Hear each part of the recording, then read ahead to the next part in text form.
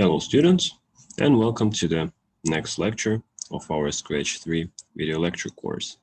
And in this section, we're going to create our small clicker game.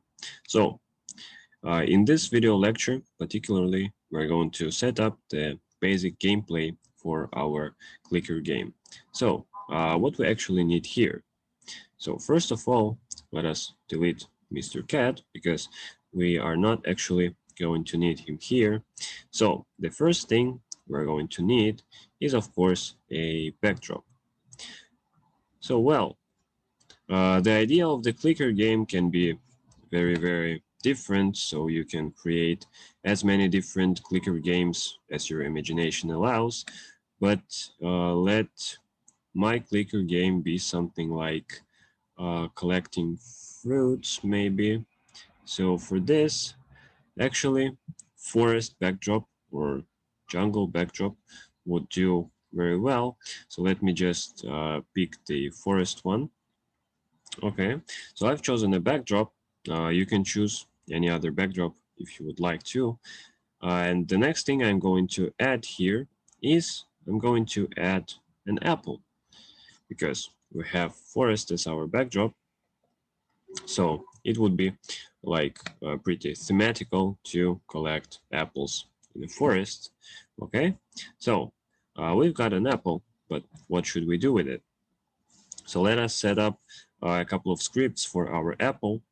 First of all, our scripts will start with flag, of course, because we do not have any menus so far and such stuff. So in order to test our scripts, we're going to use the flag for now. A little bit later, we're of course going to change it, but not right now. So for now, flag is just okay. So when the flag is clicked, what are we going to do? What are we going to do? Well, first of all, our clicker is going to have some kind of time limit. Okay, so how do we set up a time limit? Well, in sensing from the game, from the chase game we have done a little bit earlier, we know that in sensing we have such a block that is called timer. So here, if we tick the timer, we can see that it keeps on counting the time. So when we press the flag, the timer is reset, and it starts counting the time, okay? So in order to set up some time limit for our game, we should compare this timer with some value, okay? So we should go to control, and we're going to repeat some Apple script until the timer becomes, for example, 90 seconds. So every time we start our game, we have 1.5 minutes to collect our apples, okay? So repeat until we need our timer, but how can we compare two things? So timer with some value. For this, we would need an operator, an equal operator, to be more precise.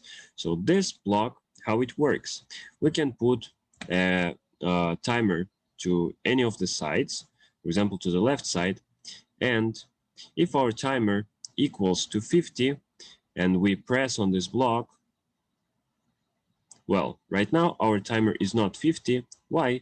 Because our timer is 70, 71, 72. Okay, but actually we can also use the more than block. Okay, so when our timer becomes more than, but here is not going to be 50, let it be 90. So we have a little bit more time to collect our apples. So this script is going to repeat until our timer becomes more than 90. Okay, so as soon as we spend more than 90 seconds in our game is going to finish. So, but what are we going to do this whole 90 seconds? Well, first of all, we need our apples to appear somewhere. So we need to click on them, and for the click, we're going to get some points. But our apples need to appear in some specific way. Well, how can we make this? For this, you know what can we do? We can actually make our apple go to, but every time I would want my apple not to go to some specific point, because this way my game will be very, very easy. I would like my apple to go to some random place on my whole screen. Is this possible to do? Yes, of course. For this, what we would need to go to the operators and take this pick random block. So this block returns a random value from this range, for example, from 1 to 10, or from 1 to 500, or whatever you would like. So every time I click, it gives me different values. So it just picks random from the range, okay? But how do I know the length of this edge, or maybe the height of this edge? For this, we can return to our XY grid backdrop and just use it for some time. Well, here we can see that X in this point is equal to minus 240. And in the right point, it is equal to 240. So if we subtract left edge from the right, what are we going to get? So it is 240 minus 240, which is equals to 240 plus 240, which is equal to 480. Okay, so from left edge to right edge, we have 480 coordinates of X. The same operation we can do with the y-axis, but y is from 180 to minus 180. So here we're going to add 180 and 180, which is equal to 360. If you've noticed, our stage is of rectangular shape, so it's not perfect square. That's why the width is a little bit more than height. Okay, so now what can we do? We can just, for X, we can just pick random from minus 240 to 240. And for Y, we can just pick from minus 180 to 180. So this is a pretty easy script. And using this script, we can make our apple appear in some random place on our stage. So let's check it out. Okay, but actually the speed of my apple appearing is pretty fast. I'm not able to click it, so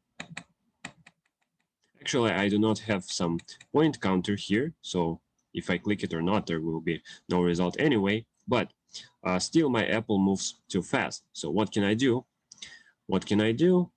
I can actually make my apple appear and disappear, and between this appearing and disappearing, there will be some time period. So my apple is going to switch its position, then it's going to show. Okay, so it's going to show itself. Let it be like 1 second. I think 1 second is going to be enough. So our apple will be shown for 1 second. After that, my apple is going to hide, and then it's going to wait 1 more second. Just let us try this script out. So between the position switches, there is going to be 2 seconds. Okay, now this is going to work a lot better. Well, what can we do next? Next thing we can actually do is we can switch the color of our apple so it would be more fun. Okay, let us now delete this XY grid backdrop. So we can go to the code of apple. And every time our apple appears, we can actually switch its color. So we can just set the color effect to something random between 1 and 200. Okay. So now every time my apple appears, it's going to be of some different color. Okay, what can I do next? What can I do next is I can actually switch the apple size every time. So every time my apple appears, my size will be also random. So let it be like from 30 to 100%. Okay. So what can we do next? What can we do next is we actually can add something else, or we can first let us add some point counting. Okay. So when this sprite is clicked, what are we going to do? We need a variable. So let's make a variable called points. So when this sprite is clicked, we're going to change our points by 1. And that's it. This is all it takes to count our points for apples. So when the sprite is clicked, we're going to change our points by 1. But there's one more moment. We need to reset our points every time we restart our game. So when the flag is clicked, we're going to change our points to 0. Okay, so now let's check it out. Nice. Now our apple appears in different places on our stage. And what else we have? We can count our points for every apple we click.